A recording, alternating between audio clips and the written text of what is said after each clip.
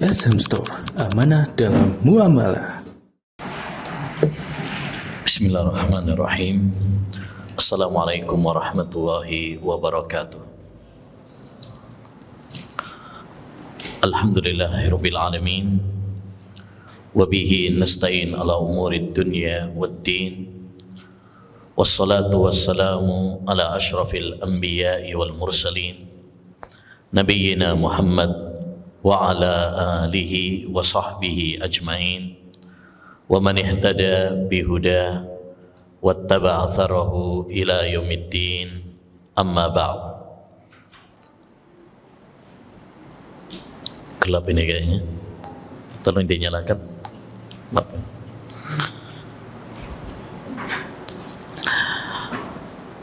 Rabbi israh li sadri wa yassir li amri wahlul 'uqdatam min lisani yafqahu qawli. Allahumma inna nas'aluka ilman nafi'a wa rizqan thayyiba wa amalan mutaqabbala. Ayyuhal ikhwah wal akhwat, kaum muslimin wal muslimat yang semoga senantiasa dirahmati dan diberkahi oleh Allah Subhanahu wa taala. Alhamdulillah, kita bersyukur kepada Allah Subhanahu wa taala. Kita kembali dikumpulkan oleh Allah Subhanahu wa taala dalam majelis ilmu yang berbarakah, dalam majelis zikir yang diberkahi oleh Allah Subhanahu wa taala. Mudah-mudahan pertemuan kita pertemuan yang menambahkan keimanan, ilmu yang bermanfaat dan semangat beramal ibadah. Ayyuhal ikhwah wal akhwat, kaum muslimin wal muslimat yang semoga dirahmati dan diberkahi oleh Allah Subhanahu wa taala. Pada kesempatan yang berbarakah ini insyaallah taala kita akan mengkaji sebuah risalah Ahadisu Asridil Hijjah wa Ayyamit Tashrik Ahkamun wa Adab. Hadis-hadis seputar 10 awal bulan Dzulhijjah, hukum dan adabnya, yang ditulis oleh Fadilatul Syekh Abdullah bin Saleh Al-Fauzan hafizahullahu taala wa ra'ah. Kenapa kita perlu membahas tentang buku ini, tentang masalah ini? Karena kita sebentar lagi insyaallah ta'ala akan menyongsong dan menyambut bulan mulia Dzulhijjah. Sekarang sudah tanggal berapa? 26 ya. Ya, Dzulqa'dah. Artinya kurang lebih 4 harian lagi kita akan memasuki bulan Dzulhijjah. Dan bulan Dzulhijjah adalah bulan yang sangat mulia, bulan terakhir dari kalender Hijriyah, dan satu dari 4 bulan yang haram yang dimuliakan oleh Allah Subhanahu wa taala. Inna iddatash syuhuri indallahi 12 syahran fi kitabillah yauma khalaqas samawati wal ard minha arba'atun hurum. Sesungguhnya bilangan bulan di sisi Allah Subhanahu wa taala itu ada 12 bulan. Di antara 12 bulan tersebut ada 4 bulan yang dimuliakan oleh Allah Subhanahu wa taala. Ya, yaitu bulan Dzulqa'dah, bulan Dzulhijjah, bulan Muharram dan Rajab. Ini 4 bulan haram, al-ashhurul hurum. Kalau disebut 4 bulan haram, 4 bulan mulia, yakni Dzulqa'dah, Dzulhijjah, Muharram dan Rajab. Ya, jadi sekarang kita berada di bulan Dzulqa'dah, berarti bulan haram. Bentar lagi masuk bulan Dzulhijjah, termasuk bulan haram. Kemudian selanjutnya bulan Muharram, itu juga termasuk bulan haram. Ya, ditambah lagi yaitu bulan Rajab, yaitu bulan sebelum Sya'ban. Ini 4 bulan yang diagungkan oleh Allah Subhanahu wa taala. Bulan Dzulhijjah, Dzulhijjah artinya bulan haji. Hijjah diambil dari kata haji. walillahi 'alan nasi hijjul bait. Hijjul bait bagi Allah SWT kewajiban ibadah haji. Kenapa bulan ini disebut bulan Dzulhijjah? Karena di bulan ini ada syariat ibadah besar, rukun Islam yang kelima, yaitu ibadah haji. Ya, ibadah haji. Dan kita sangat penting ayyuhal ikhwah untuk membahas tentang bulan Dzulhijjah ini agar apa? Ya, satu, agar kita mencintai bulan Dzulhijjah ini, agar kita memuliakan bulan Dzulhijjah ini, agar kita mengagungkan bulan Dzulhijjah ini. Ya, karena kalau nggak ngerti tentang kemuliaannya, nggak mungkin menyayanginya. Tak kenal maka tak sayang. Ya, maka hendaknya bagi kita mempelajari tentang bulan Dzulhijjah ini, amalan keistimewaannya apa saja, amalan-amalan yang dianjurkan di bulan Dzulhijjah apa saja, supaya kita mencintainya, mengagungkannya, dan memuliakannya. Ini yang pertama. Yang kedua, tujuan kita mempelajarinya adalah agar kita termotivasi, agar kita bersemangat untuk berlomba-lomba dalam ibadah kepada Allah Subhanahu wa taala. Ya. Sebagaimana dahulu para ulama salaf ketika mereka mengetahui keutamaan 10 awal bulan Dzulhijjah, maka mereka bersemangat dalam ibadah. Disebutkan bahwasanya ya, Sa'id bin Jubair, salah seorang tabi'in, muridnya sahabat Ibnu Abbas, yang mati dibunuh oleh siapa? Hajjaj ibnu Yusuf As-Saqafi, gubernur Irak yang zalim. Sa'id bin Jubair apabila memasuki 10 awal bulan Dzulhijjah, maka beliau akan meningkatkan ibadahnya sampai tidak ada orang lain yang bisa menandinginya. Kenapa mereka bisa begitu bersemangat? Karena mereka mengetahui, karena mereka memahami betapa mulianya bulan Dzulhijjah ini. Jadi harapannya ya, setelah kita mengetahui, kita mencintai, memuliakan, mengagungkan, kemudian tumbuh pada diri kita apa?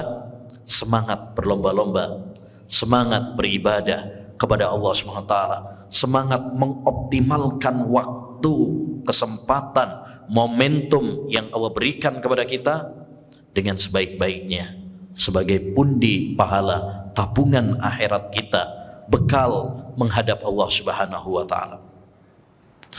Yang ketiga, kenapa kita perlu membahas tentang ya kitab ini? Ya, agar kita bisa beribadah kepada Allah dengan benar. Karena sebagaimana kita tahu bahwa ibadah kepada Allah Subhanahu wa taala itu tidak diterima kecuali dengan 2 syarat. Yang pertama, ikhlas lillahi jalla wa ala, wa ma umiru illa liya'budullaha mukhlisina lahuddin. Tidaklah mereka diperintahkan kecuali ya agar mereka memurnikan niat mereka karena Allah Subhanahu wa taala semata. Yang kedua, syarat yang kedua apa? Mutaba'ah. Kita beribadah sesuai dengan tuntunan Rasulullah SAW. Namun kita tidak mungkin bisa beribadah kepada Allah Subhanahu wa taala sesuai dengan tuntunan Rasulullah tanpa ilmu. Tanpa ilmu. Ketika Rasulullah SAW mengatakan, misalkan, "Shallu kama ra'aitumuni usolli." Salatlah sebagaimana kalian melihat saya salat. Mungkinkah kita bisa meneladani salatnya Nabi tanpa mempelajari? Ya mungkin. Kita nggak bisa ketemu sama Nabi, nggak bisa langsung menjadi makmumnya Nabi. Ketika Nabi SAW mengatakan, "Khudhu anni manasikakum," contohlah tata cara manasik hajiku. Mungkinkah kita bisa meniru hajinya Nabi tanpa membaca hadis-hadis Nabi tentang haji? Nggak mungkin. Maka kalau kita ingin beribadah di bulan Dzulhijjah ini sesuai dengan sunnah Nabi SAW, petunjuk Nabi SAW, ya, maka konsekuensinya kita harus apa? Mempelajari. Makanya Al-Imam Al-Bukhari rahimahullah mengatakan bab al-ilmu qabla al-qawli wal amal. Ilmu itu sebelum berucap dan sebelum berbuat. Sebelum berucap dan sebelum berbuat. Ya, sebelum kita beribadah, pelajari terlebih dahulu supaya ibadah kita di atas cahaya ilmu, di atas tuntunan Al-Quran dan Sunnah Nabi SAW, bukan hanya ikut-ikutan, bukan hanya apa kata banyak orang, bukan dengan perasaan, tapi berdasarkan apa? Ilmu, ya, berdasarkan dengan ilmu. Karena kalau cuma perasaan, apa kata banyak orang, akhirnya nanti banyak salahnya, banyak tersesatnya sehingga sia-sia.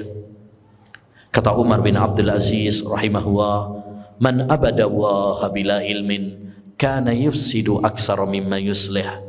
Barang siapa yang beribadah kepada Allah Subhanahu wa taala tanpa ilmu, maka dia akan banyak merusak daripada memperbaikinya. Lebih banyak salahnya daripada benernya. Sampean kalau ujian sekolah nih, ya, jawab pertanyaan. Kalau jawabnya pakai perasaan, pakai salah ya apa pakai bener ya? Banyak salahnya. Ya, pakai lotre. Yes. Kayak iso jawab ya, ABC pakai di lotre aja, ya. Mana yang muncul itu banyak salahnya. Tapi kalau kita itu punya ilmu, jawabnya berdasarkan ilmu, maka akan banyak benernya. Begitu juga dalam ibadah. Kalau kita ibadah itu dengan kejahilan, dengan perasaan, apa kata banyak orang, ikut-ikutan saja, maka kita akan banyak salahnya. Wa in tuti aktsara man fil ardi yudhilluka an sabilillah. Jika kamu mengikuti apa kata banyak orang, mereka akan menyesatkan kamu dari jalan Allah Subhanahu wa taala. Oleh karenanya, ma'asyiral muslimin rahimani wa rahimakumullah, setidaknya ada 3 bekal penting yang perlu kita persiapkan menyongsong menyambut bulan mulia Dzulhijjah ini. Hanya tinggal beberapa hari lagi. Bekal pertama adalah doa. Ya, doa. Ini bekal paling utama untuk menyambut bulan Dzulhijjah. Karena doa, sebagaimana kata Syekhul Islam, ad-du'a'u miftahu kulli khair fid dunya wal akhirah. Doa itu adalah kunci semua kebaikan di dunia dan akhirat. Doa apa Ustaz? Satu, mari kita berdoa supaya Allah Subhanahu wa taala memberikan kesempatan kepada kita bertemu dengan bulan Dzulhijjah. Ingat, nggak ada jaminan loh kita bisa bertemu dengan bulan Dzulhijjah. Kita nggak tahu kapan Allah SWT akan mencabut nyawa kita. Ya, betapa banyak saudara-saudara kita, sahabat kita, tetangga kita, guru kita, kerabat kita, keluarga kita, yang tahun lalu masih bersama kita, sekarang udah nggak ada. Terutama masa-masa pandemi, banyak yang telah pergi meninggalkan kita. Ya, maka yang pertama, minta kepada Allah supaya kita diberi kesempatan bertemu. Yang kedua, kita doa kepada Allah Subhanahu wa taala supaya diberi kekuatan dan kemudahan untuk mengisi bulan Dzulhijjah dengan amal saleh, dengan ketaatan. Sebab banyak orang juga sudah dikasih kesempatan oleh Allah bertemu bulan Dzulhijjah, tapi ternyata apa? Dia sia-siakan. Bagi dia bulan Dzulhijjah sama kayak bulan-bulan yang lainnya. Dia terus bergelimang dalam kelalaian, bahkan bergelimang dalam dosa dan kemaksiatan. Nah ini ya rugi juga ini.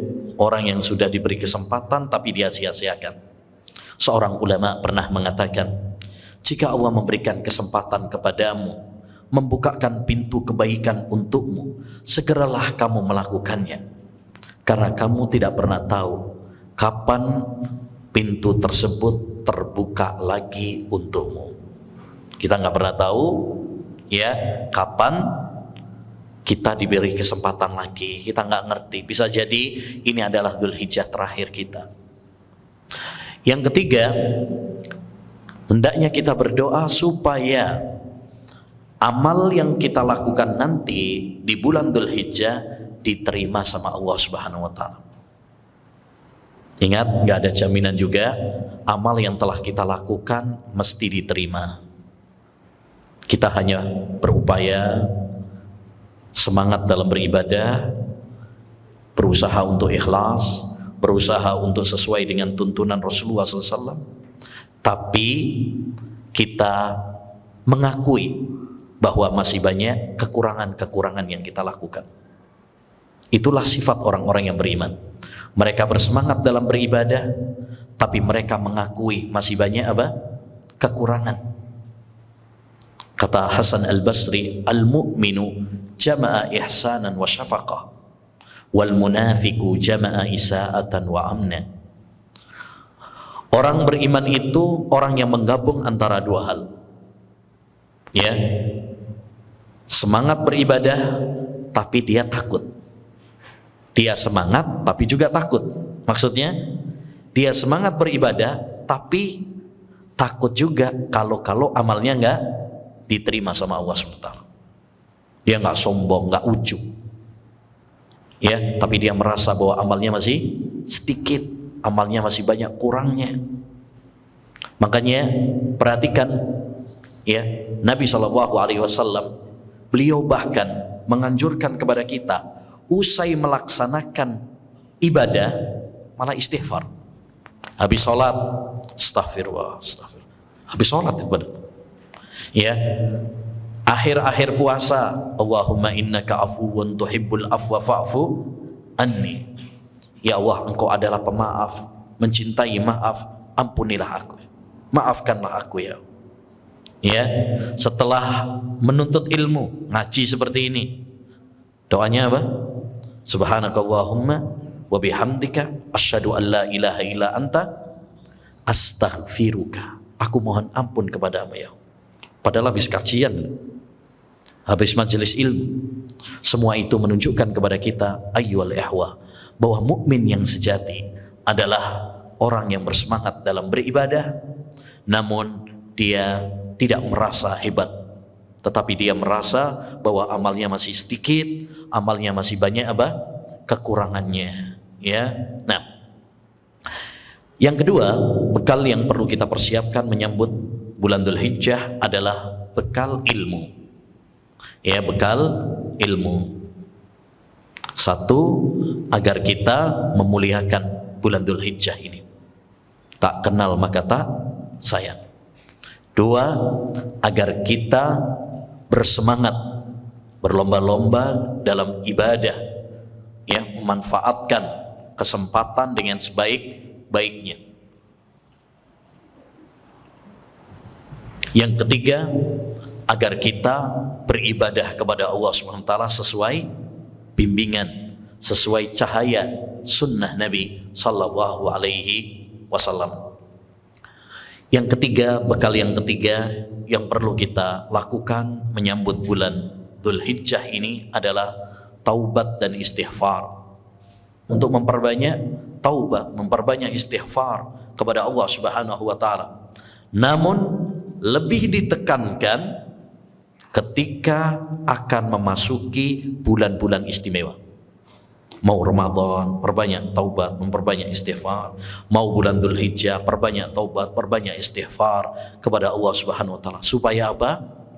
Supaya kita diberi kemudahan, keringanan dalam ibadah. Ya.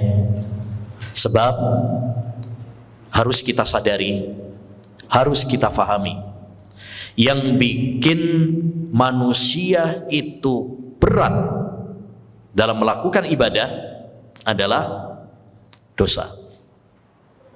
Ini yang bikin berat langkah kita dalam ibadah kepada Allah Subhanahu wa taala. Kenapa sebagian orang ya malas untuk beribadah, berat untuk ibadah? Gara-garanya adalah tumpukan dosa yang dia lakukan. Ya. Allah Subhanahu wa taala berfirman, "Alam nashrah laka sadrak wa wada'na anka wizrak alladzi anqadha dhahrak." Sungguh kami telah melapangkan dadamu wahai Muhammad. Kami telah mengampuni dosa-dosamu yang telah memberatkan punggungmu. Subhanallah. Ya, mari kita renungkan ayat ini. Dosanya Nabi Muhammad itu sedikit. Itu pun sudah diampuni sama Allah SWT. Sekalipun demikian, kata Allah, dosa-dosamu telah memberatkan punggungmu. Lantas bagaimana dengan dosa-dosa kita? Maka ma'asyiral muslimin, hendaknya bagi kita untuk memperbanyak taubat, memperbanyak istighfar kepada Allah Subhanahu wa taala. Ya, mari kita perbanyak doa, minta kekuatan, kemudahan kepada Allah Subhanahu wa taala agar kita diberi kemudahan, keringanan dalam ibadah. Tanpa pertolongan Allah, tanpa kemudahan dari Allah Subhanahu wa taala, kita tidak akan bisa untuk melakukan ibadah. Ya, perbanyak doa, Allahumma a'inni ala dzikrika wa syukrika wa husni ibadatik. Ya Allah, tolonglah aku agar aku senantiasa mengingatmu, berzikir kepadamu, agar aku senantiasa mensyukuri nikmat-nikmatmu, dan agar aku beribadah yang baik kepadamu. Ini doa yang sangat penting ya, yang diajarkan oleh Nabi SAW kepada siapa? Sahabat Mu'ad bin Jabal. Beliau mengatakan, inni uhibbuka fillah. Ya Mu'ad, inni la uhibbuk. Wahai Mu'ad, demi Allah aku mencintaimu. Jangan pernah kamu tinggalkan doa ini. Ini yang disebut dengan hadis musalsal bil mahabbah.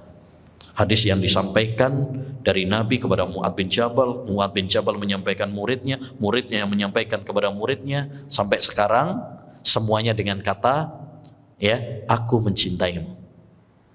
Kemudian pesan tadi. Ya, nah, saya juga punya sanad hadis ini yang disebut dengan musalsal bil mahabbah. Setiap guru sampai kepada Nabi mengatakan semuanya aku mencintaimu. Ya, baik. Ma'asyiral muslimin wal muslimat rahimani wa rahimakumullah. Insyaallah taala kita akan baca hadis-hadis seputar Dzulhijjah ini. Kemudian nanti kita akan jelaskan maksud dan beberapa faedah atau hukum yang terdapat di dalam ya hadis-hadis seputar Dzulhijjah ini. Hadis yang pertama tentang keutamaan 10 awal bulan Dzulhijjah. Bismillahirrahmanirrahim. An Ibni Abbas radhiyallahu anhuma anin Nabi sallallahu alaihi wasallam qala. Dari sahabat Ibnu Abbas, nama aslinya Abdullah bin Abbas, kunyahnya Abul Abbas. Ya, dia adalah anak dari paman Nabi sallallahu alaihi wasallam. Ya, paman Nabi Al-Abbas bin Abdul Muttalib. Ya. Dan sebagai faedah, paman Nabi yang masuk Islam cuma 2. Abbas bin Abdul Muttalib sama Hamzah bin Abdul Muttalib. Selainnya tidak masuk Islam. Baik, ini anak pamannya yaitu Abdullah bin Abbas yang didoakan oleh Nabi sallallahu alaihi wasallam, Allahumma faqihhu fid-din wa 'allimhu at-ta'wil. Ya Allah, pinterkan anak ini. Ya, fahamkan dia tentang agama, fahamkan dia tentang tafsir Al-Qur'an. Dan Allah telah mengabulkan doanya sehingga sahabat Ibnu Abbas termasuk ulamanya para sahabat. Anin Nabi sallallahu alaihi wasallam qala, dari Nabi sallallahu alaihi wasallam beliau mengatakan, ma min ayyamin al-amalu salihu fihinna ahabbu ila Allahi min hadhihi al-ayyamil 'ashr. Tidak ada hari di mana amal saleh lebih dicintai oleh Allah Subhanahu wa taala daripada 10 awal bulan Dzulhijjah ini. Qalu walal jihadu fi sabilillah, sekalipun jihad di jalan Allah wahai Rasulullah. Faqala Rasulullah sallallahu alaihi wasallam, maka Rasulullah mengatakan, walal jihadu fi sabilillah, sekalipun jihad di jalan Allah, illa rajulun kharaja bi nafsihi wa malih falam yarji' min dzalika bi syai', kecuali seorang yang keluar dengan nyawanya dan hartanya, kemudian dia tidak pulang dengan nyawa dan hartanya, yakni dia mati syahid di laga perang di medan jihad. Akhrajahu al-Bukhari wa Abu Dawud wa Tirmidzi wa Ibnu Majah wa Ahmad. Hadis ini diriwayatkan oleh Imam Al-Bukhari, Imam Abu Dawud, Imam Tirmidzi, dan Imam Ibnu Majah, dan Imam Ahmad bin Hanbal. Dan tentunya hadisnya adalah sahih karena diriwayatkan oleh Imam Al-Bukhari rahimahullahu ta'ala. Hadis ini menunjukkan kepada kita tentang apa? Satu, keutamaan 10 awal bulan Dzulhijjah, di mana Nabi SAW mengabarkan bahwa hari-hari tersebut adalah hari-hari terindah, hari-hari yang sangat dicintai oleh Allah Subhanahu wa ta'ala. Maka ini menunjukkan keutamaan 10 awal bulan Dzulhijjah. Ya, bagaimana tidak? Rasulullah Allah Subhanahu wa ta'ala bersumpah dengannya. Wal fajr walayalin ashar, demi waktu fajar dan demi 10 awal bulan Dzulhijjah. Bagaimana tidak? Di 10 awal bulan Dzulhijjah ada hari Arafah, tanggal 9 Dzulhijjah, hari di mana Allah Subhanahu wa ta'ala menyempurnakan agama Islam, hari di mana Allah menurunkan ayatnya, surat Al-Maidah ayat 3, Al-yawma akmaltu lakum dinakum, pada hari ini telah aku sempurnakan agama kalian. Ya, itu diturunkan oleh Allah Subhanahu wa ta'ala pada hari Jumat saat Nabi sedang wukuf di Arafah pada saat Hajjatul Wada tahun 10 Hijriyah. Ya, bagaimana tidak? Di bulan Dzulhijjah juga ada hari Idul Adha, hari penyembelihan, yang disebutkan oleh Nabi SAW, a'zamul ayyami indallah yaumun nahri wa yaumul qarri, hari yang paling agung di sisi Allah SWT adalah hari penyembelihan, yaitu tanggal 10, dan hari Qar, ya, tanggal 11 Dzulhijjah. Disebut Qar karena saat itu para jamaah haji menetap di Mina. Intinya 10 awal bulan Dzulhijjah itu adalah hari yang istimewa. Satu, karena Allah Subhanahu wa ta'ala bersumpah dengannya. Dua, karena Allah Subhanahu wa ta'ala mencintainya. Tidak ada hari yang lebih dicintai oleh Allah daripada 10 awal bulan Dzulhijjah. Tiga, karena ada hari Arafah, hari kesempurnaan agama Islam, hari di mana Allah Subhanahu wa ta'ala mengampuni dosa-dosa hambanya, hari di mana Allah Subhanahu wa ta'ala mengabulkan doa-doa hambanya. Ma min yaumin aktsaru min an yu'tikallahu fihi abdahu minan nar min yaumi Arafah. Tidak ada hari di mana Allah Subhanahu wa ta'ala lebih banyak membebaskan hambanya dari neraka daripada di hari Arafah. Kemudian yang keempat, karena ada hari Idul Adha, hari penyembelihan. Ya, dan yang kelima, karena di bulan Dzulhijjah itu terkumpul amalan-amalan istimewa, amal-amal ibadah yang agung dan mulia, seperti sholat, seperti puasa, ya, puasa, terutama puasa apa? Arafah, ada sholat, terutama sholat Idul Adha, ada juga haji, umrah, ada juga ibadah kurban dan lain sebagainya. Makanya hendaknya bagi kita ma'asyiral muslimin mengagungkan bulan ini. Nah ini, setelah kita mengetahui bagaimana keistimewaannya, harus kita agungkan. Bagaimana cara mengagungkannya? Kita muliakan dengan memperbanyak ibadah. Kita manfaatkan. Abu Usman An-Nahdi pernah mengatakan, kanu yu'adzimuna salasa asyarat. Adalah para ulama ussalaf dahulu mengagungkan 3 dari 10 hari. 10 awal bulan Dzulhijjah, 10 awal bulan Muharram, dan 10 akhir bulan Ramadan. Ya, begitu para ulama salaf mereka mengagungkan ya 10 awal bulan Dzul Hijjah ini. Maka hendaknya bagi kita untuk tadi ya memuliakan, mengagungkan bulan yang mulia ini.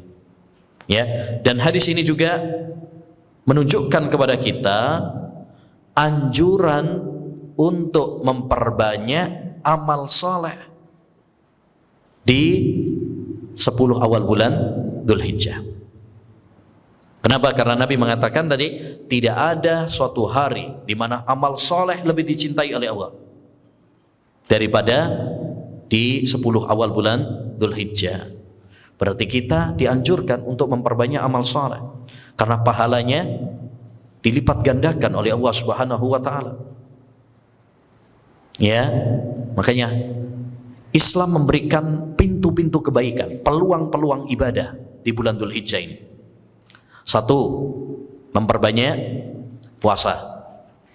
Sebenarnya ibadah itu banyak ya, tapi ini yang paling ditekankan itu setidaknya ada 5. Ya, yang paling ditekankan di bulan Dzul Hijjah. Satu, memperbanyak puasa. Mulai tanggal 1 sampai tanggal 9 kita dianjurkan untuk memperbanyak puasa karena dia termasuk amal soleh. Bahkan disebutkan dalam sebagian riwayat dari istri Nabi sallallahu alaihi wasallam, kana Nabi sallallahu alaihi wasallam yasumu tis'an min Dzul Hijjah. Rasulullah itu puasa 9 hari bulan Dzul Hijjah.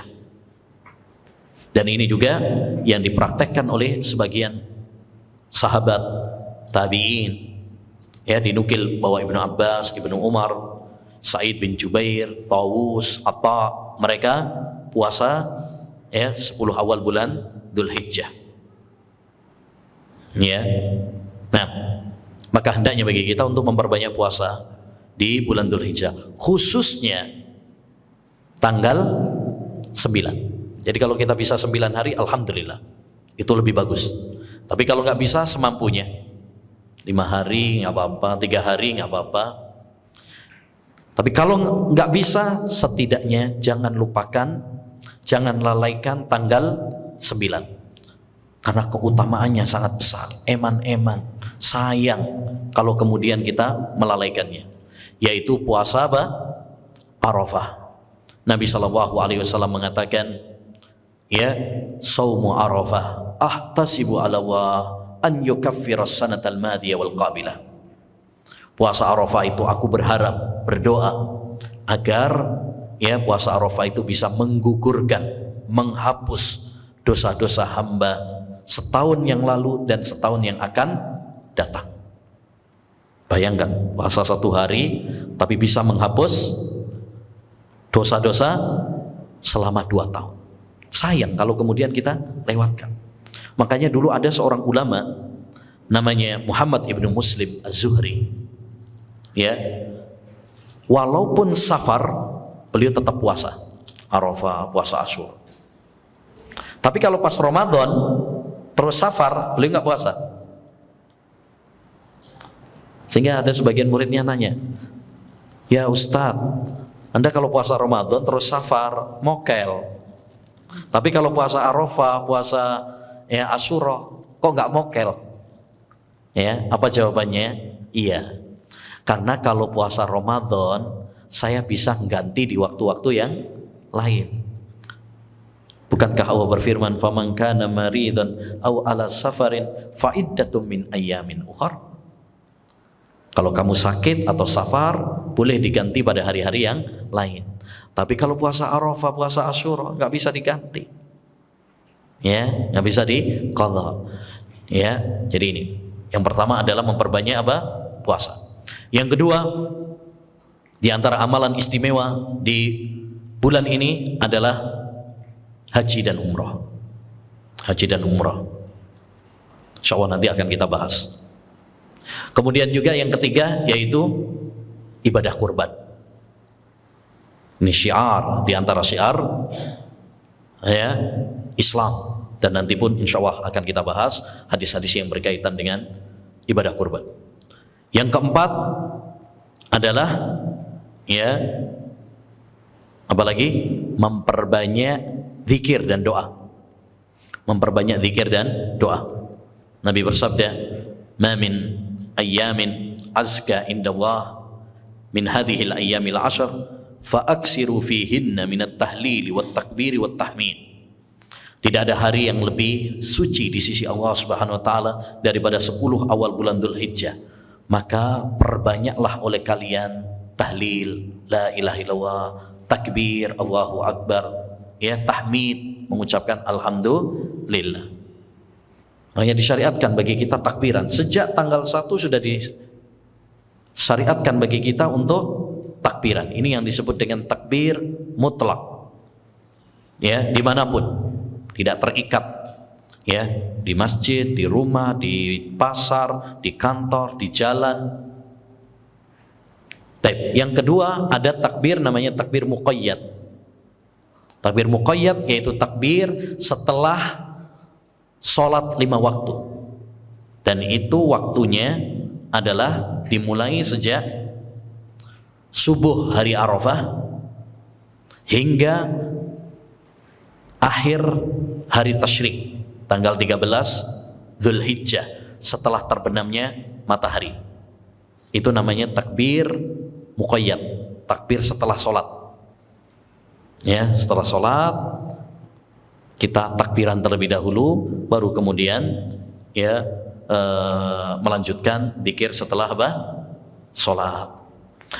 Intinya perbanyak zikir, perbanyak doa, terutama di hari Arafah.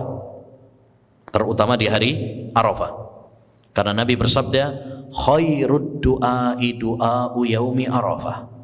Sebaik-baik doa adalah doa di hari Arafah. Maka persiapkan doa-doa terbaik sejak sekarang, kita siapkan nanti untuk hari Arafah. Ya. Segera siapkan mungkin buku-buku tentang doa, dipersiapkan. Nah, sampai kalau seharian suruh doa ya bingung juga dong ngawopo ya. Nah, maka perlu dipersiapkan doa yang ya, buku-buku terkait doa, nanti tinggal apa? Membacanya, nggak apa-apa. Ya. Tapi kalau bisa menghafal, alhamdulillah lebih bagus lagi. Perbanyak doa. Ya.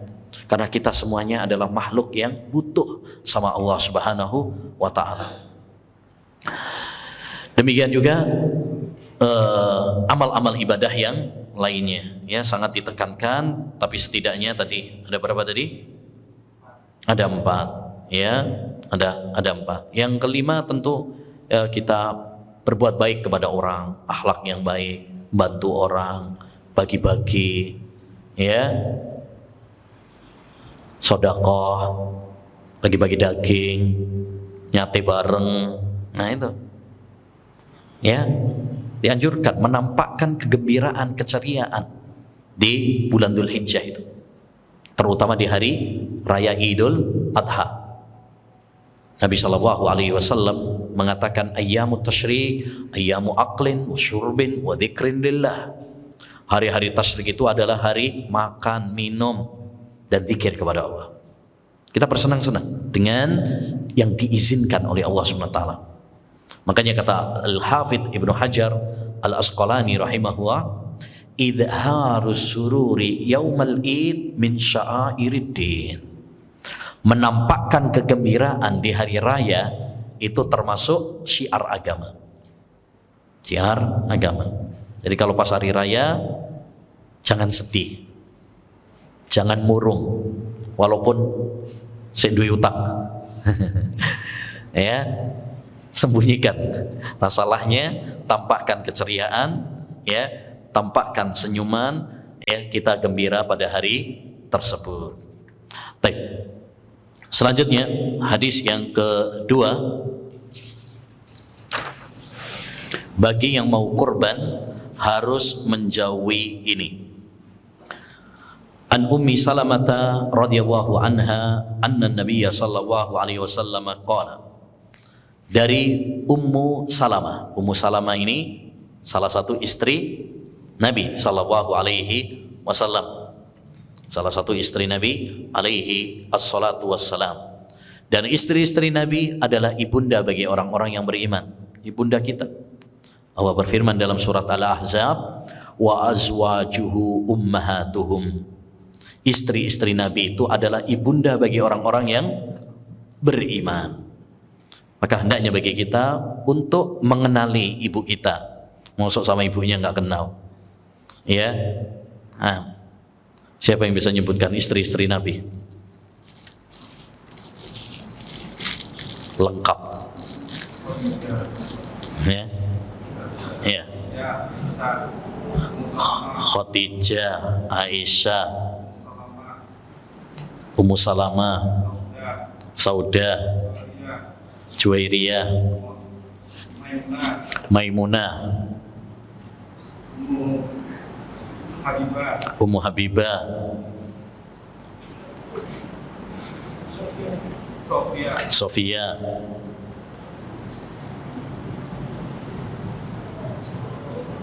siapa? Kurang siapa? Hah? Hafsah. Hafsah. Mungkin mau ngomong Hafsah cuma pakai masker jadinya nyangkut ya. Hafsah, terus siapa lagi? Zainab. Nah, Zainab binti Jahas. Demikian juga ada Zainab juga binti Sama.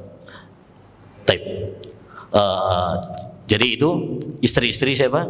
Nabi SAW, ibu kita semuanya. Wa azwajuhu ummahatuhum. Istri-istri Nabi itu adalah ibunda bagi orang-orang yang beriman.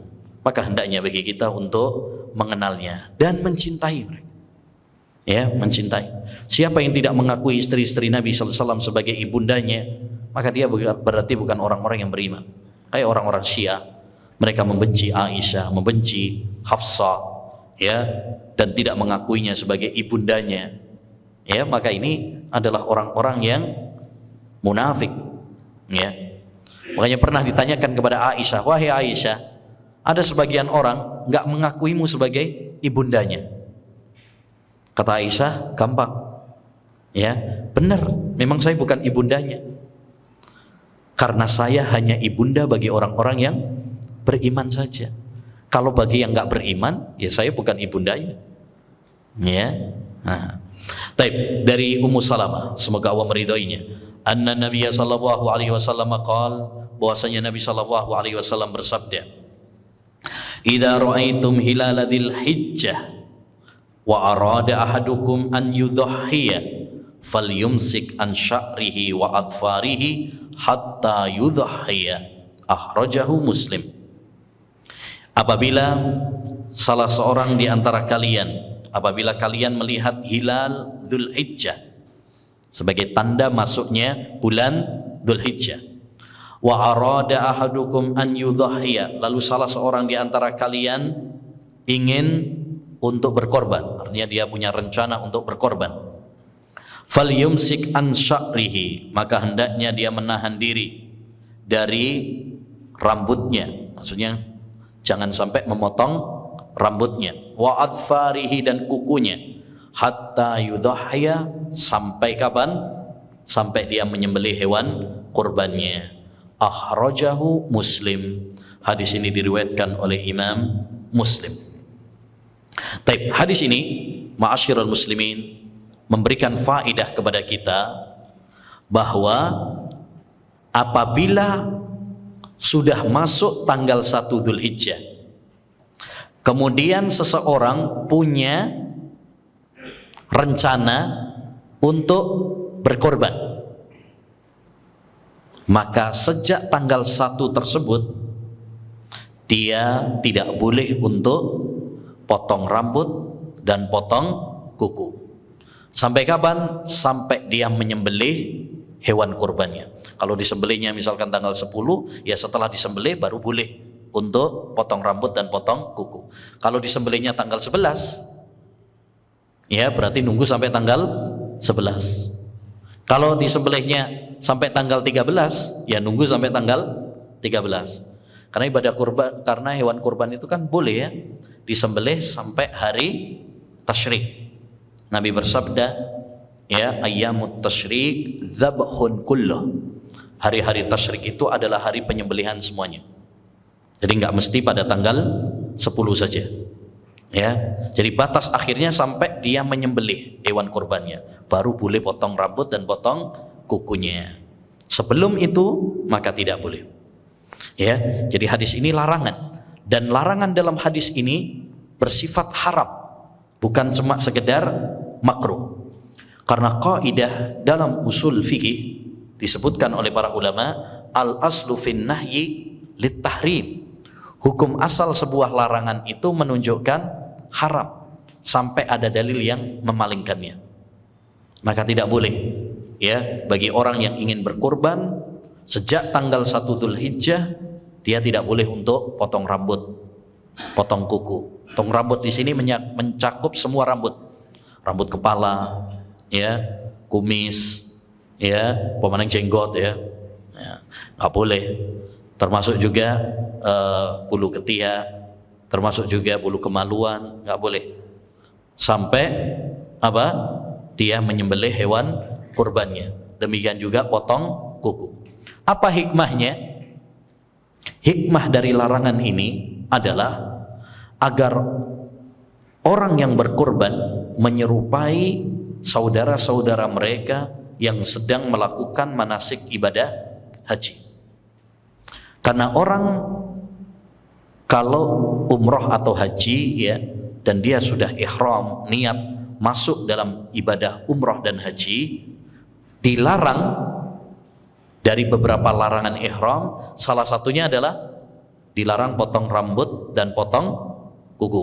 Itu disebut dalam mahdhuratul ihram, larangan-larangan apa? Ihram. Wala tahliku ru'usakum hatta yablughal hadyu mahillah. Jangan kalian potong ya rambut kalian sampai kalian ya menyembelih tanggal 10. Ya, tanggal 10 pada hari penyembelihan. Intinya hikmah dari larangan ini adalah agar menyerupai para jamaah haji. Karena Islam itu adil. Tatkala Islam tahu, Allah SWT tahu bahwa tidak semua orang bisa berangkat haji. Yang nggak berangkat haji bisa tetap mendapatkan pahala ya dengan melakukan amalan yang serupa. Para jamaah haji wukuf di Arafah, mereka berdoa, doa mereka mustajab. Yang nggak berangkat haji disyariatkan untuk puasa, dan doa orang yang puasa mustajab juga. Orang adzan dapat pahala, tapi kan nggak semua orang harus adzan. Itu fardu kifayah, ya kan? Bukan fardu ain. Satu sudah mewakili bagi yang lain. Taib. Kalau kita sebenarnya pengen adzan, tapi sudah diwakili sama yang lain, kita juga tetap bisa mendapatkan pahala, walaupun nggak adzan. Caranya menjawab adzan. Inilah keadilan agama Islam. Tapi perhatikan bahwa yang dimaksud di dalam hadis ini, yang masuk dalam larangan ini bagi yang mau berkurban. Kalau antum nggak mau berkurban, belum ada rencana, berarti nggak masuk dalam larangan. Ya, maka termasuk kesalahan ada sebagian orang misalkan berkorban, dia berkorban, kemudian istrinya, anak-anaknya disuruh menahan diri dari potong rambut dan potong kuku. Oh, nggak boleh, anaknya nggak boleh, istrinya boleh, padahal mereka nggak kurban. Ya, yang dilarang hanyalah bagi yang mau berkorban saja. Adapun yang tidak berkorban, silahkan, tidak terkena larangan ini. Taib. Kalau awalnya nggak ada rencana, tanggal 1 belum ada rencana, pas tanggal 7 alhamdulillah dapat arisan. Akhirnya mau mau kurban. Boleh potong rambut? Boleh potong kuku? Apa enggak? Enggak boleh. Sejak kapan? Sejak dia punya niat. Kalau tanggal 1 belum ada punya niat, ya nggak apa-apa, berarti orang belum ada niat, belum ada rencana. Baru muncul ada rencananya tanggal 7. Ya udah, sejak dia meniatkan, punya rencana tersebut, maka dia nggak boleh untuk potong rambut dan potong kuku. Ya, nah, kan kadang ada orang tanggal 1 belum ada niat, nggak taunya di tengah-tengah misalkan dapat rizki, entah itu warisan, entah itu dapat arisan, mungkin itu dapat THR, ya, yang penting nggak menang togel. Nah, ya. Masuk harta judi dipakai untuk apa? Ya, dipakai untuk kurban. Nah, baik. Nah, ini ada masalah. Kalau ada orang yang kurban tapi pakai harta haram, diterima apa tidak? Ya, sah tidak ibadah kurbannya? Ada orang kurban tadi tapi pakai hartanya dari korupsi misalkan, atau dari riba, atau habis menang togel misalkan, judi online, ya, menang dia, nah, dipakai untuk kurban. Ya, sah apa tidak kurbannya? Nah, enggak, Pak. Sah. Ibadah kurbannya sah. Cuma dia berdosa. Sama seperti orang haji pakai harta haram. Hajinya sah, tapi dia berdosa. Ya, kenapa? Karena itu bukan syarat sahnya ibadah. Ya, karena itu bukan syarat sahnya ibadah. Tapi ya, hendaknya seorang tentunya ketika dia mau berkorban cari harta yang halal. Ya, innallaha ta'ala thayyibun la yaqbalu illa thayyiban. Wa itu baik, tidak menerima kecuali yang baik. Baik. Kalau misalkan ada orang mau kurban, tapi dia potong rambut, dia potong kuku, sah nggak ibadah kurbannya? Berarti melanggar hadis ini kan? Melanggar dari hadis ini. Sah apa tidak? Sah. Cuma dia dosa karena melanggar hadis larangan dari Nabi Sallallahu Alaihi Wasallam ini. Ya, taib. Kalau ada orang mau kurban, dia punya rencana kurban, dan dia pada dasarnya nggak mau potong rambut, tapi qadarullah ternyata misalkan kecelakaan, ya, tabrakan misalkan, akhirnya harus dioperasi. Kalau operasi karena ini yang kena adalah kepalanya, harus digundul misalkan. Ya, boleh apa tidak? Boleh. Dan tidak ada fidyah baginya. Tidak ada fidyah, tidak ada denda baginya. Kenapa? Karena hajat, ada sebab. Sama orang misalkan kalau kena kukunya luka, dia harus dipotong kukunya. Tidak mengapa. Kalau memang ada sebab, maka tidak mengapa. Ya, dan tidak ada fidyah bagi dia. Baik, selanjutnya kita pindah hadis yang ketiga tentang kewajiban haji. An Abdullah bin Umar radhiyallahu anhuma anna Nabiy sallallahu alaihi wasallam qala, dari sahabat Abdullah bin Umar bahwasanya Nabi sallallahu alaihi wasallam bersabda. Abdullah bin Umar ini putra dari sahabat Umar bin Khattab radhiyallahu anhu. Ini termasuk sahabat yang dikenal sebagai sahabat yang semangat mengikuti sunnah Rasulullah sallallahu alaihi wasallam. Dia juga termasuk al-abadilah, 4 sahabat Abdullah. Ya. Jadi ada 4 sahabat yang namanya Abdullah, cuma beda-beda. Abdullah bin Umar, Abdullah bin Abbas, Abdullah bin Amr ibn al-As, dan Abdullah bin Zubair. Ini 4 sahabat yang disebut dengan Al-Abadilah. Jadi kalau ada istilah Al-Abadilah, sahabat Al-Abadilah, maksudnya 4 sahabat ini. Siapa tadi? Nah, kita harus kenal loh sahabat-sahabat ini. Ya, mosok kenalnya Ronaldo, Messi, sahabat Nabi nggak kenal. Kita ini kadang lebih kenal sama pemain bola daripada daripada sahabat Nabi. Lebih kenal sama penyanyi, ya, pemain film daripada sahabat Nabi. Nah, kita wajib mengenal sahabat-sahabat Nabi Sallallahu Alaihi Wasallam, istri-istri Nabi, kenal. Dan kita ajarkan kepada anak-anak kita, sirah sahabat itu diajarkan, ditanamkan supaya kita punya idola yang benar. Karena almar'u ma'aman ahabba, orang itu akan dikumpulkan bersama idolanya. Nanti kita akan dikumpulkan bersama idola kita. Kalau sampean idolanya orang kafir, Ronaldo, Messi, ya nanti dikumpulkan sama mereka nanti. Tapi kalau idola kita adalah Nabi, sahabat, kita akan dikumpulkan bersama mereka. Ya, nah, maka kita perlu mengenal sahabat-sahabat dan kita ajarkan kepada anak-anak kita. Dulu para salaf seperti dikatakan oleh Imam Malik bin Anas, kana salafu yu'allimuna auladahum hubba Abi Bakrin wa Umar kama yu'allimunahum surat al-Fatihah. Adalah para salaf mengajarkan kepada anak-anak mereka kecintaan kepada sahabat Abu Bakar dan Umar sejak kecil, sebagaimana mereka mengajarkan kepada anak-anak mereka surat Al-Fatihah. Jadi anak-anaknya sebelum tidur didongengin tentang apa? Sahabat. Ya, sekarang anak-anak ngertinya Upin Ipin tok.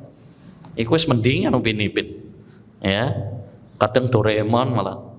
Ya, nah kita ajarkan tentang kisah-kisah Nabi, para sahabat Nabi, supaya anak itu mengenalnya adalah orang-orang yang baik. Gitu. Nabi SAW bersabda, buniyal islamu ala khamsin, Islam itu dibangun di atas 5 perkara. Ya, Islam dibangun di atas 5 perkara. Syahadati an la ilaha illallah wa anna Muhammadar Rasulullah. Yang pertama adalah syahadat, persaksian bahwasanya tidak ada sesembahan yang berhak diibadahi kecuali hanya Allah saja. Dan bahwasanya Muhammad adalah utusan Allah Subhanahu wa taala. Ini satu paket ini. Syahadat la ilaha wa anna Muhammadar Rasul itu satu paket karena nggak bisa dipisahkan. Syahadat la ilaha illallah ini syarat diterimanya amal ibadah nomor 1, ikhlas. Wa anna Muhammadar Rasulullah ini syarat diterimanya amal ibadah nomor 2, yaitu ittiba. Makanya nggak bisa dipisahkan. Ya. Wa iqamis shalah, yang kedua menegakkan salat. Wa itaiz zakah, menunaikan zakat. Wal haji, dan menunaikan ibadah haji. Ini yang menjadi pembahasan. Karena haji itu kapan? Di bulan Dzulhijjah. Wa shaumi Ramadan, dan puasa Ramadan. Akhrajahul Bukhari wa Muslim. Hadis ini diriwayatkan oleh Imam Bukhari dan Imam Muslim. Kalau hadis diriwayatkan Bukhari Muslim, udah aman udah. Ya, muttafaqun alaih. Hadis ini disepakati oleh Bukhari Muslim, berarti sudah pasti apa? Sahih. Baik. Hadis ini menunjukkan kepada kita tentang wajibnya haji. Dan bahwasanya haji termasuk rukun di antara rukun Islam. Ya, maka siapapun yang memiliki kemampuan untuk menunaikan ibadah haji, memenuhi undangan Allah Subhanahu wa taala, wajib baginya untuk berangkat haji. Allah berfirman dalam Al-Qur'an surat Ali Imran ayat 97, walillahi 'alan nasi hijjul baiti man istata'a ilaihi sabila. Untuk Allah lah kewajiban ibadah haji itu. Di situ alan nas, bagi manusia, itu menunjukkan wajib. Karena dalam kaidah bahasa Arab, kaidah usul fikih, ala dhahiratun lil wujub. Ala itu menunjukkan apa? Wajib. Jadi wajib bagi manusia untuk menunaikan haji karena Allah Subhanahu wa taala. Tapi apakah semua orang? Tidak. Man istata'a ilaihi sabila, bagi yang mampu. Ya, yang mampu, yakni sehat, yang mampu fulusnya, ya, karena kalau ke sana butuh biaya, ya, butuh biaya. Tidak semua orang mampu, apalagi kita di Indonesia ini, antrinya aja apa? Lama. Nggak tahu Jawa Timur berapa sekarang? 30-an? Lebih kayaknya kemarin nih. Hah? Oh, 65.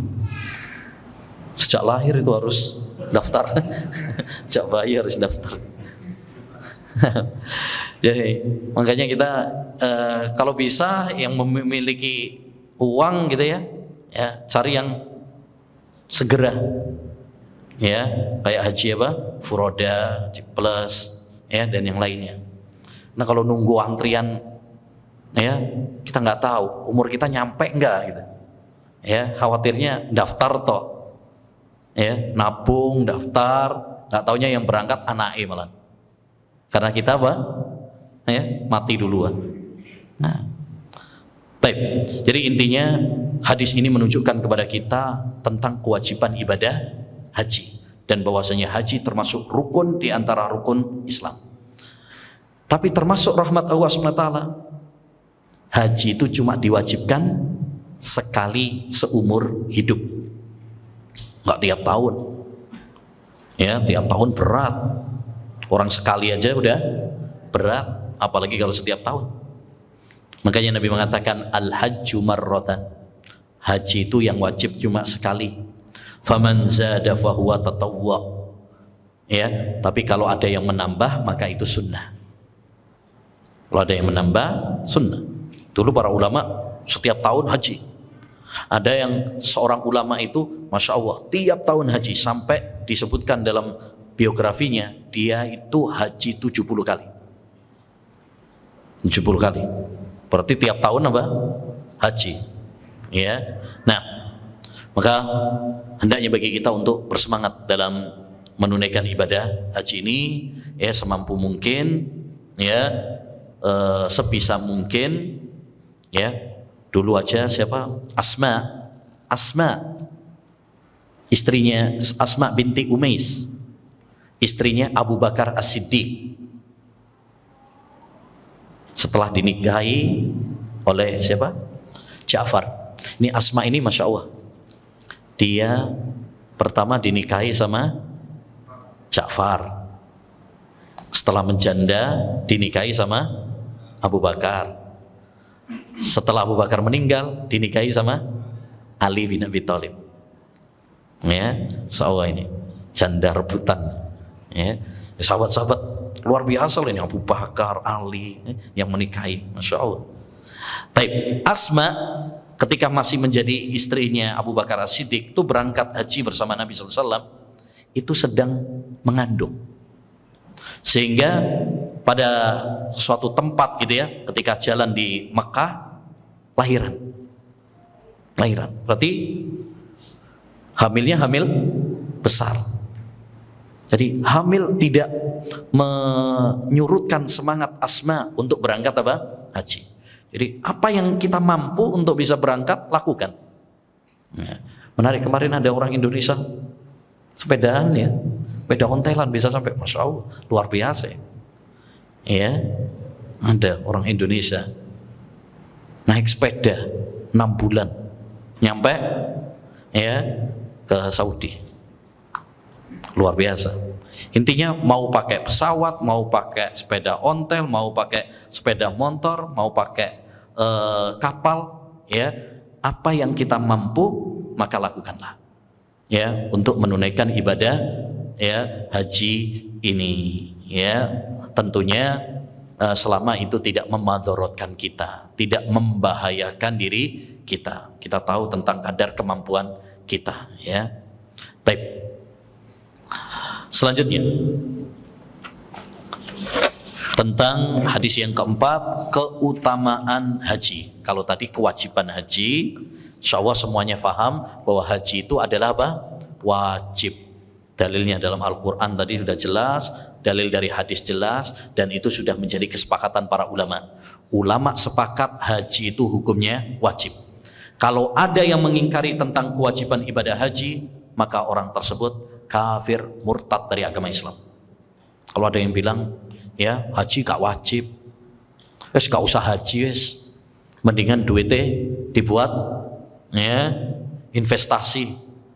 Ya, itu ada orang liberal mengatakan seperti itu ya. Ade Irmando atau siapa itu, ya. Nah, maka orang seperti ini adalah orang yang mendustakan Quran, mendustakan hadis Nabi Muhammad sallallahu alaihi wasallam, mengingkari syariat haji, ya. Nah, seperti ini sudah layak untuk dihukumi apa? Kafir. Baik. Selanjutnya yang keempat, ini berbeda sama orang yang meyakini kewajiban ibadah haji tapi nggak berangkat haji.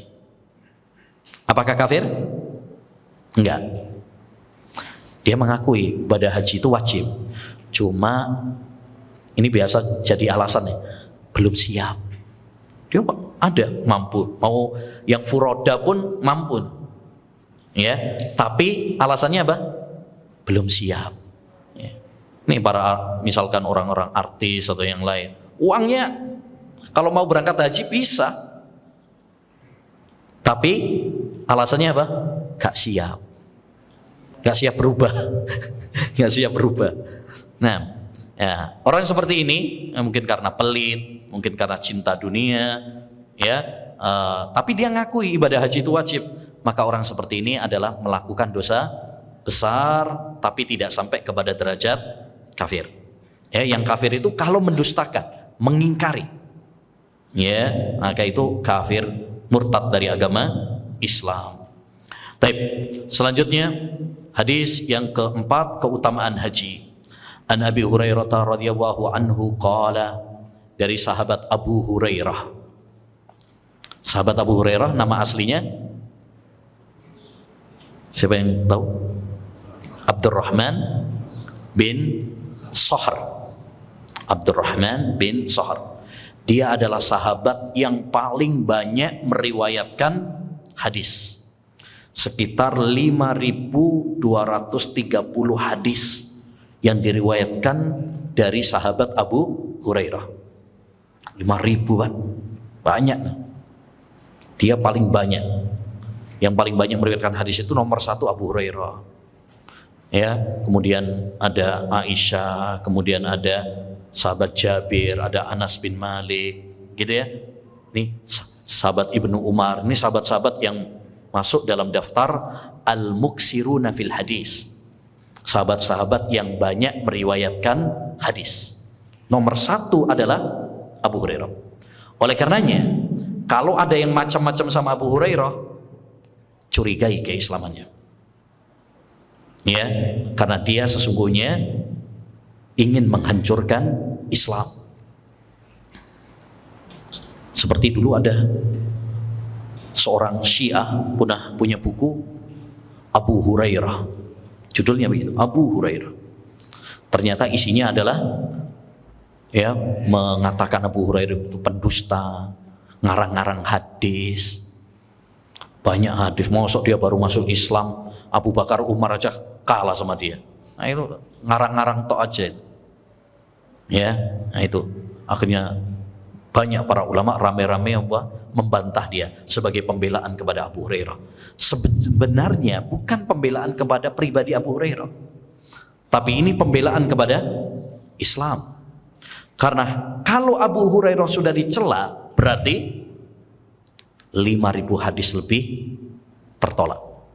Dan itu yang diinginkan orang-orang Syiah, orang-orang liberal yang mencela Abu Hurairah radhiyallahu an. Pada hakikatnya mereka ingin meruntuhkan Quran, meruntuhkan hadis. Ya, ini yang harus diwaspadai. Kalau ada orang yang mencela para sahabat, terutama sahabat-sahabat yang memiliki keistimewaan, yang memiliki jasa besar terhadap Quran dan hadis, terhadap Islam, maka hendaknya bagi kita untuk apa? Waspada dari pemikiran-pemikirannya. Hati-hati.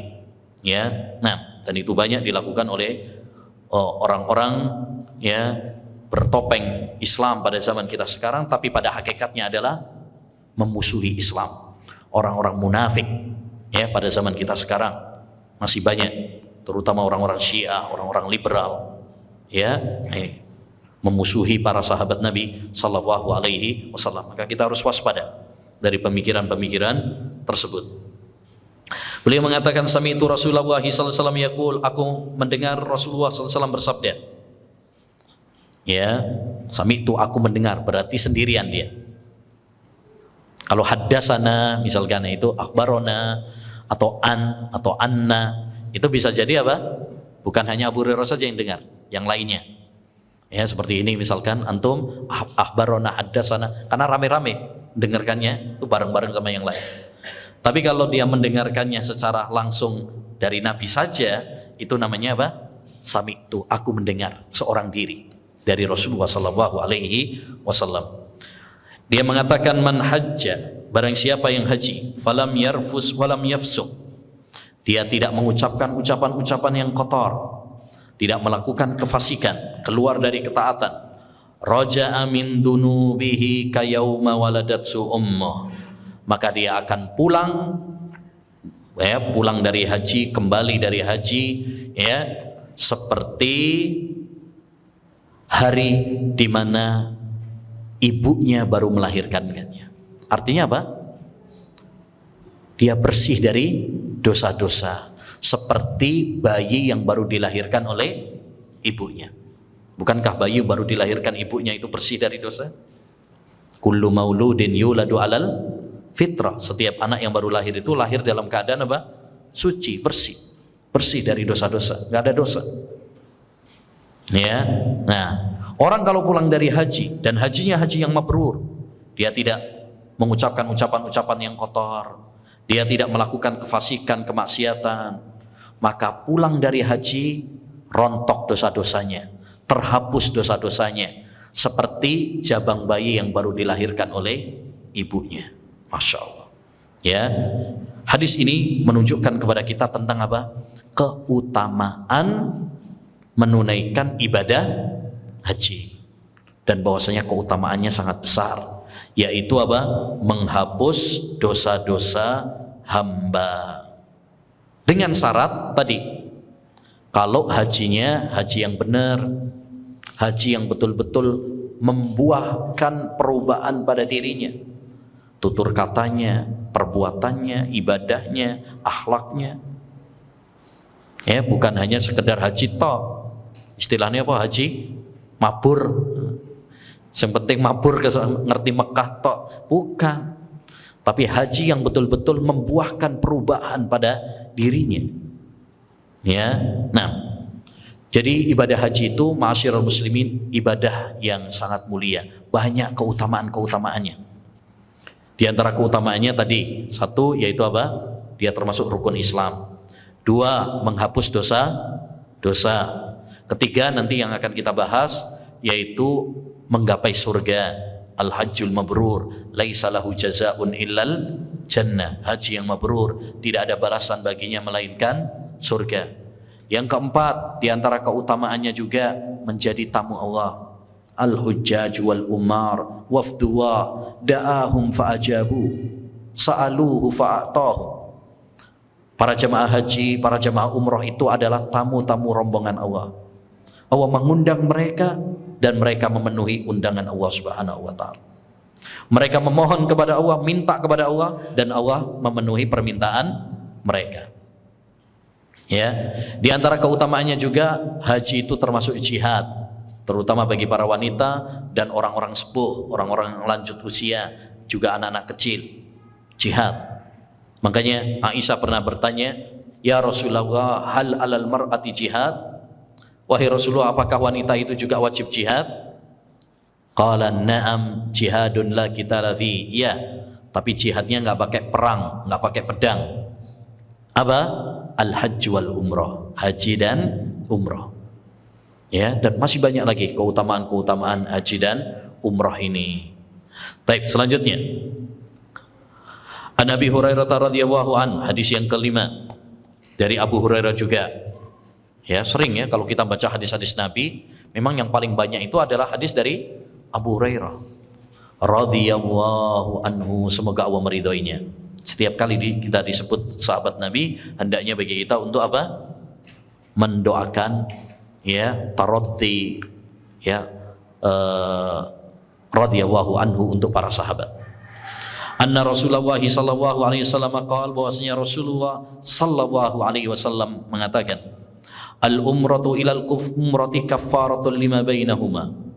Umrah ke umrah berikutnya itu adalah pelebur dosa antara keduanya. Sampai habis umroh, kemudian 5 bulan lagi umroh misalkan, dosa-dosa yang sampean lakukan antara umroh pertama dengan umroh kedua akan diampuni oleh Allah Subhanahu wa taala. Ya. Wal hajjul mabrur laisa lahu jazaa'un illal jannah. Dan haji yang mabrur tidak ada balasan baginya melainkan surga. Akhrajahul Bukhari wa Muslim. Hadis ini diriwayatkan oleh Imam Bukhari dan Imam Muslim.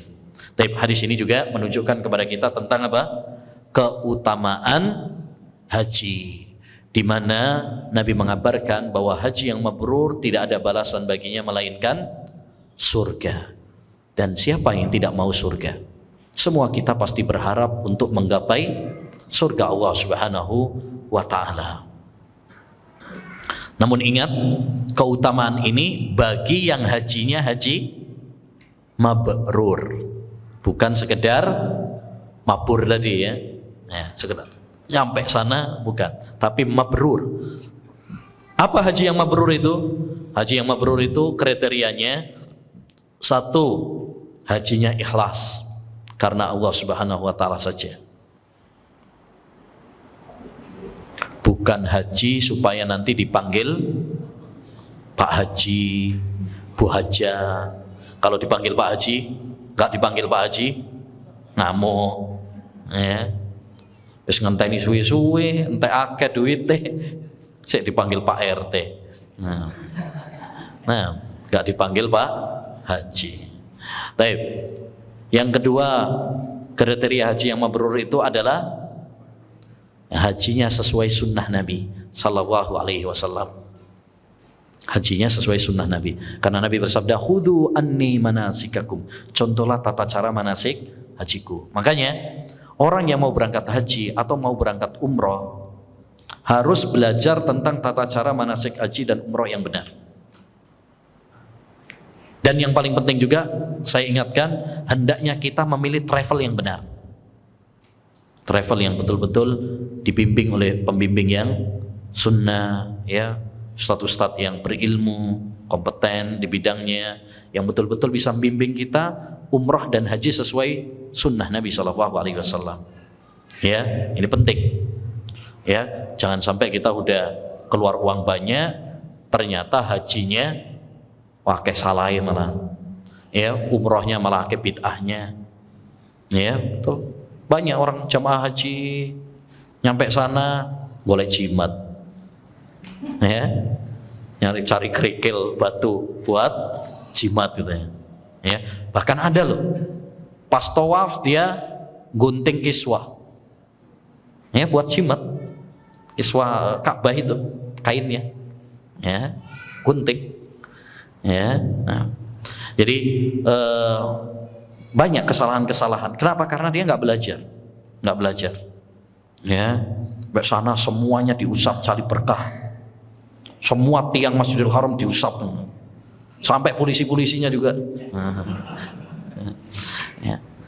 Jadi kadang ada sebagian orang banyak yang terjatuh di dalam apa? Kesalahan. Kemudian di antara akhlak atau sifat kriteria haji yang mabrur juga, hajinya dengan harta yang halal, bukan dengan harta yang haram. Yang keempat juga akhlaknya baik. Ya, karena apalagi kita nanti ketemu dengan banyak orang, ya, maka hendaknya bagi kita memperhatikan akhlak ketika haji, umrah, ketemu dari saudara-saudara kita dari berbagai negara, ya. Apalagi orang Indonesia itu dikenal oleh orang Arab akhlaknya baik.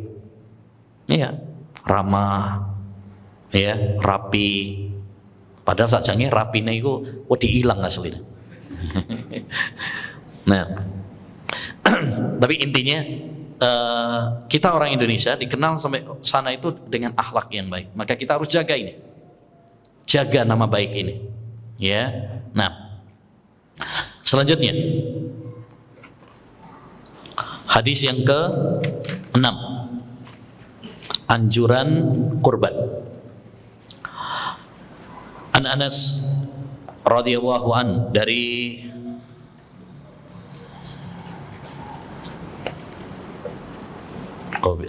Taib. An Abdullah bin Umar radhiyallahu an, dari sahabat Abdullah bin Umar, semoga Allah Subhanahu wa taala meridainya. Aqama Rasulullah sallallahu alaihi wasallam bil Madinah asyara sinin yudhahi, akhrajahu Ahmad wa Tirmidzi wa sanaduhu hasan. Ya, dari Abdullah bin Umar, beliau mengatakan Rasulullah sallallahu alaihi wasallam tinggal di Madinah 10 tahun dan beliau selalu apa? Berkurban. Hadis ini diriwayatkan oleh Imam Ahmad, Tirmidzi dan sanadnya hasan. Hadis ini menunjukkan kepada kita anjuran untuk berkurban. Karena Nabi sallallahu alaihi wasallam selama 10 tahun di kota Madinah enggak pernah meninggalkan ibadah kurban. Maka ini menunjukkan betapa perhatiannya Nabi sallallahu alaihi wasallam dengan ibadah kurban ini. Karena ini syiar di antara syiar Islam. Allah Subhanahu wa taala berfirman, "Fasholli li rabbika wanhar." Salatlah untuk Rabbmu dan menyembelihlah. Salatlah untuk Rabbmu, termasuk di antaranya adalah salat Idul Adha. Dan menyembelihlah termasuk di antaranya adalah ibadah kurban. Karena ibadah kurban itu menyembelih. Menyembelih binatang ternak di waktu tertentu dengan syarat-syarat tertentu. Itu pengertian atau definisi ibadah kurban. Dan para ulama sepakat bahwasanya ibadah kurban ya termasuk syiar di antara syiar Islam. Dianjurkan, disyariatkan. Tidak ada perselisihan di kalangan para mereka. Sebagaimana dinukil oleh Imam Ibnu Qudamah dan juga dinukil oleh Al-Hafidh Ibnu Hajar Al-Asqalani. Tidak ada perselisihan di kalangan para ulama bahwa ibadah kurban itu disyariatkan. Kalau ada orang ya mengingkari syariat ibadah kurban, maka dia kafir, murtad dari agama Islam. Kalau ada yang bilang ibadah kurban itu pelanggaran terhadap HAM. Saya pernah baca sebuah buku ya yang ditulis oleh liberal mengatakan bahwasanya apa? Kurban itu adalah pelanggaran hak asasi. Ya. Hak asasi hewan. Dan mencontoh seorang ayah yang akan melakukan kriminal kepada anaknya. Maksudnya adalah Ibrahim alaihi salam. Ya. Nabi Ibrahim mau menyembelih dianggap katanya apa? Kriminal. Oh, yang nyuruh siapa? Nah, Allah Subhanahu wa taala sebagai ujian keimanan dari Allah Subhanahu wa taala kepada Nabi Ibrahim. Nah, ini orang-orang seperti ini ikhwan pada hakikatnya adalah orang-orang munafik yang ingin menghancurkan Islam. Ya, makanya paham liberal ini paham berbahaya. JIL, dulu ada istilah apa? JIL, jaringan Islam liberal. Itu kata Mustafa Yaqub, ya, Imam Masjid Istiqlal dulu, anggota MUI, sudah meninggal. Beliau bilang JIL, jaringan Islam liberal, itu nggak tepat. Sing bener JIL, jaringan iblis liberal. Ya, karena yang mengajarkan untuk menggugat syariat itu bukan Islam. Yang mengajarkan menggugat syariat itu adalah iblis. Islam itu mengajarkan kita tunduk kepada perintah Allah SWT. Ya, adapun yang membangkang, yang menggugat itu bukan Islam. Ya, tapi itu iblis. Ketika Allah SWT menyuruh dia sujud kepada Adam, dibantah, ditolak dengan akalnya, dengan logikanya. Tapi para ulama berselisih pendapat tentang hukum ibadah kurban. Bedakan ya antara disyariatkan sama hukum. Kalau tentang disyariatkannya gak ada perselisihan bahwa itu disyariatkan. Cuma apakah wajib ataukah sunnah, ini diperselisihkan. Jumhur ulama, mayoritas ulama mengatakan ibadah kurban itu sunnah. Sunnah muakkadah. Tapi tidak sampai kepada derajat wajib. Ini madhab Hanabilah, madhab Syafi'iyah, dan madhab Malikiyah. Jumhur itu artinya mayoritas, kebanyakan ulama. Kalau kita dengar ustadz mengatakan ini pendapat jumhur. Jumhur itu maksudnya mayoritas ulama. Ya, kalau dari 4 madhab, 3 madhab yang berpendapat itu berarti jumhur. Tapi pendapat yang kedua yaitu pendapat Hanafiyah, madhab Hanafi, Abu Hanifah, yang mengatakan bahwasanya ya kurban itu hukumnya wajib, bukan sunnah muakkad tapi apa? Wajib. Dan masing-masing memiliki dalil, tapi pendapat yang kuat adalah pendapat jumhur ulama bahwa ibadah kurban itu hukumnya adalah sunnah muakkadah. Ya, dan ingat satu faedah penting yang disebutkan oleh Syekh Ibnu Utsaimin, bahwa secara umum pendapat jumhur adalah pendapat paling kuat. Jangan menyelisihi pendapat jumhur kecuali kita memiliki dalil yang lebih kuat. Ya, karena secara umum pendapat jumhur itu pendapat yang paling kuat, dikuatkan oleh para ulama, itu menunjukkan apa? Pendapat tersebut pendapat yang kuat. Jangan menyelisihi pendapat jumhur kecuali kalau kita memiliki dalil yang lebih kuat. Ya. Nah, jadi ma'asyiral muslimin rahimani wa rahimakumullah, ibadah kurban ya itu adalah diperselisihkan para ulama tentang hukumnya. Ada yang mengatakan wajib dan ada yang mengatakan sunnah. Pendapat yang lebih kuat adalah sunnah. Sekalipun demikian bukan berarti kita meremehkan.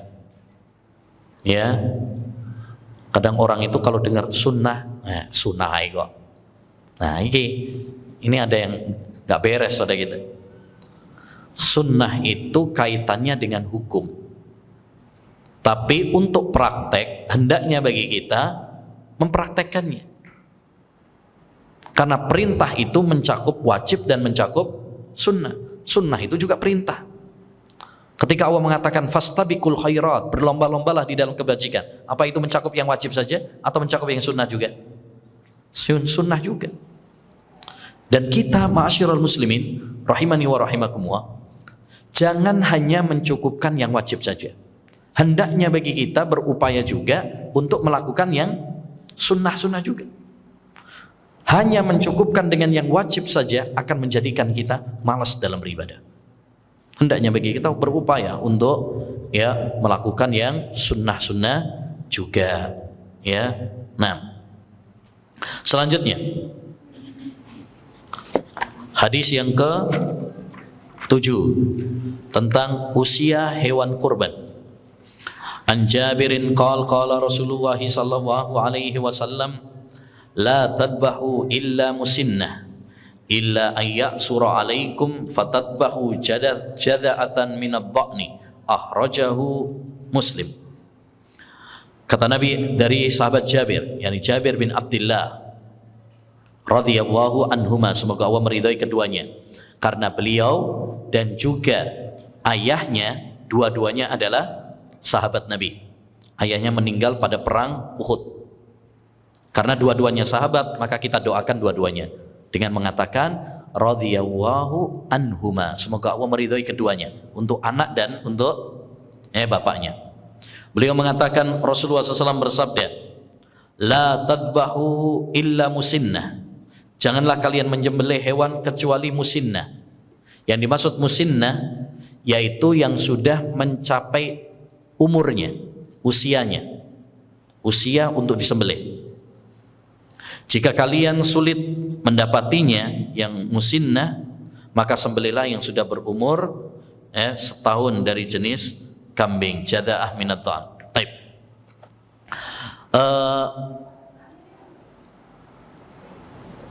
Musinnah, hewan kurban ma'asyiral muslimin, itu sudah ada ketentuannya, baik jenisnya maupun umurnya, ya, maupun umurnya.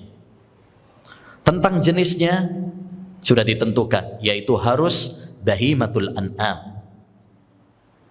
Harus bahimatul, apa bahimatul an'am? Binatang ternak, kambing, sapi, dan unta. Selain daripada itu nggak boleh. Kalau ada orang kurban ayam aja atau bebek, boleh atau tidak?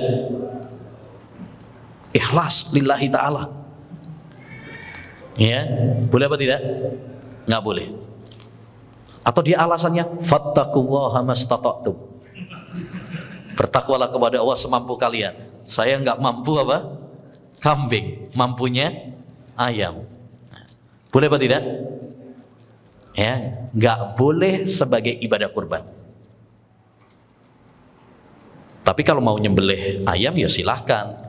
Tapi itu sembelihan biasa. Ya, sembelihan biasa. Bukan dianggap sebagai ibadah kurban. Kenapa? Karena ibadah itu sudah ada ketentuannya. Salah satunya jenisnya. Nah, jadi nggak boleh selain dari bahimatul an'am, selain dari kambing, sapi, ya, unta, selain daripada itu nggak boleh.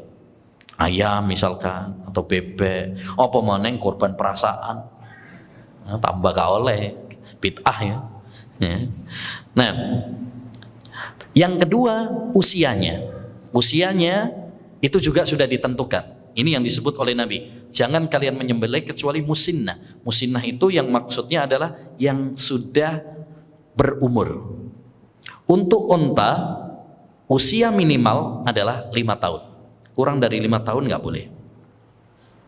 Untuk sapi, ya, minimal usianya adalah 2 tahun. Kurang dari 2 tahun nggak boleh. Untuk kambing, ya, minimalnya adalah 1 tahun. Ya, satu tahun. Kurang dari 1 tahun, hukum asalnya nggak boleh. Hukum asalnya adalah tidak boleh. Kecuali tadi, yaitu jada'ah, dha'n itu domba, ya.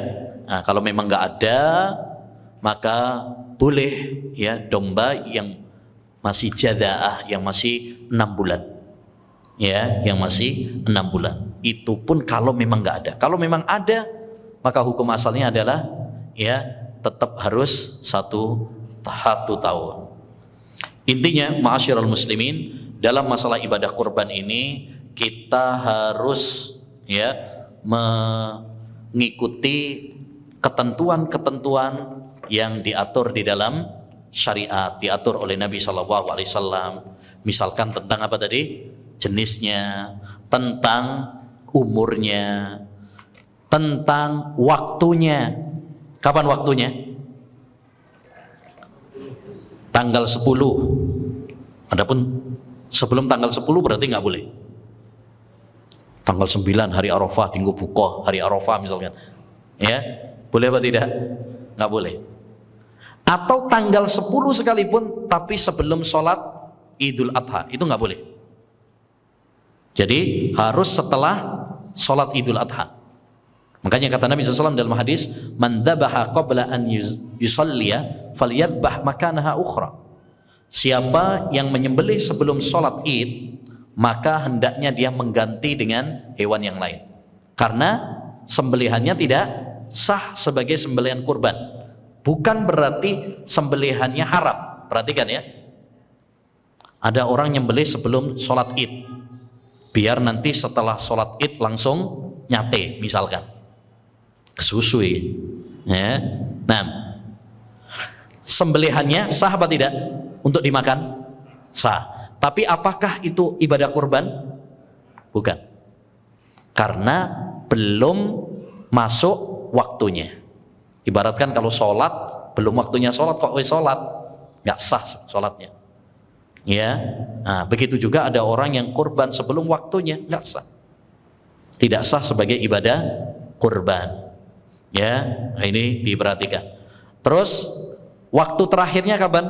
Waktu terakhirnya adalah hari tasyrik, tanggal 13 Dzulhijjah, setelah terbenamnya matahari.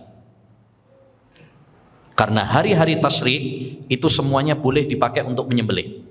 Sebagaimana kata Nabi, ayyamut tasyrik dzabhun kulluh. Hari-hari tasyrik itu adalah hari penyembelihan semuanya. Cuma memang yang paling utama tanggal berapa? Tanggal 10. Ya, nyembelih yang paling bagus, yang paling afdol itu adalah pada tanggal 10. Baik. kalau malam hari nyembelih boleh apa tidak? Ya, boleh. Ya, nah, mungkin sambil apa? Nyati bareng nyembelihnya malam misalkan, sambil ngopi melean, boleh? Boleh. Ya, cuma yang lebih utama juga adalah apa? Pagi, supaya nampak. Supaya nampak, karena di antara hikmah dari ibadah kurban ini adalah menampakkan syiar di antara syiar-syiar Islam. Baik. Selanjutnya, Anil Bara' ibn Azib bin qal, dari sahabat Bara' bin Azib, beliau mengatakan, qama fina Rasulullah sallallahu alaihi wasallam faqal, Rasulullah SAW pernah berdiri menghadap kami seraya mengatakan, arba'un la tajuzu fil adhahi wa fi riwayatin la tudzi.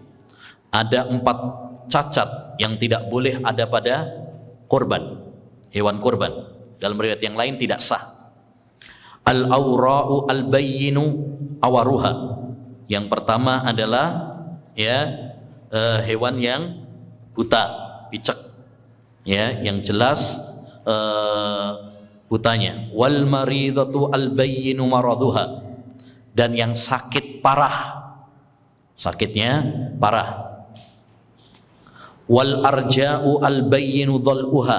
Dan yang pincang, yang jelas pincangnya. Wal kasiratul lati la tungki.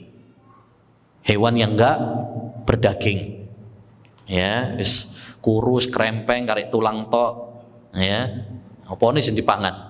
Nah, ini enggak boleh, ya.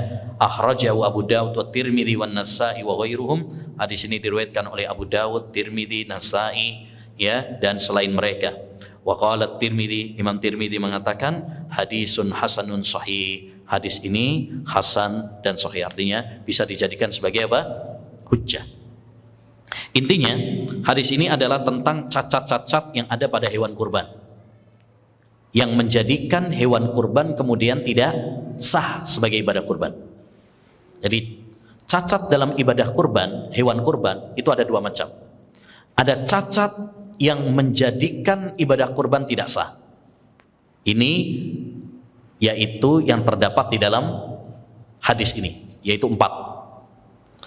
Kemudian yang kedua, ada cacat yang tidak mempengaruhi keabsahan. Artinya cacat-cacat yang lain tapi tetap sah dipakai untuk ibadah kurban. Yang bikin gak sah ibadah kurban, ini 4 cacat ini. 1, yaitu apa tadi? Kalau dia buta, picek, ya. Karena kalau buta gak iso mangan, Mbak. Kalah karo koncone. Sing liyane mangane akeh dhek, gak iso mangan, orang buta. Yang kedua, cacat yang sakit parah. Mbok sakit parah hewan iki piye? Ambruk, nggak bisa makan, akhirnya kurus, gak doyan makan. Ya. Nah, nggak tahu sampai diopname operasi apa enggak, nggak ngerti. Nah, yang ketiga, pincang. Parah pincang. Karena kalau pincang, yang lainnya pada makan, ya, dia nggak bisa makan, kalah. Ya. Dan kalau sudah sakit itu akan berpengaruh pada dagingnya. Kalau udah nggak doyan makan itu pasti akan berpengaruh pada dagingnya. Kemudian yang keempat yaitu yang tadi, yang nggak punya daging, krempeng, kurus, ya, udah tua, tinggal tulang doang. Ya ini, ya, kalaupun ada dagingnya cuma dikit, pahit bisa. Ya, nah ini nggak boleh. Ya, nggak boleh. Adapun cacat-cacat selain dari 4 ini, maka tidak mempengaruhi keabsahan. Contoh misalkan kalau telinganya terluka, giginya rompal, tanduknya patah, misalkan ekornya cuil, misalkan. Maka ini apa? Cacat yang makruh, ya, kalau bisa tidak cacat lebih bagus. Tapi kalaupun ada, maka ibadah kurbannya tetap apa? Tetap sah. Udah dan ya. Tapi nanti insya Allah Ta'ala setelah sholat kita lanjutkan sedikit. Ada beberapa hadis yang belum selesai, kita selesaikan nanti setelah sholat insya Allah Ta'ala. Tapi demikian, insyaallah nanti kita lanjutkan setelah sholat asar. Ya, dan bagi yang memiliki pertanyaan bisa mungkin dipersiapkan. Wassallallahu wasallam ala nabiyina Muhammad wa ala alihi wa sahbihi ajmain. Assalamualaikum warahmatullahi wabarakatuh.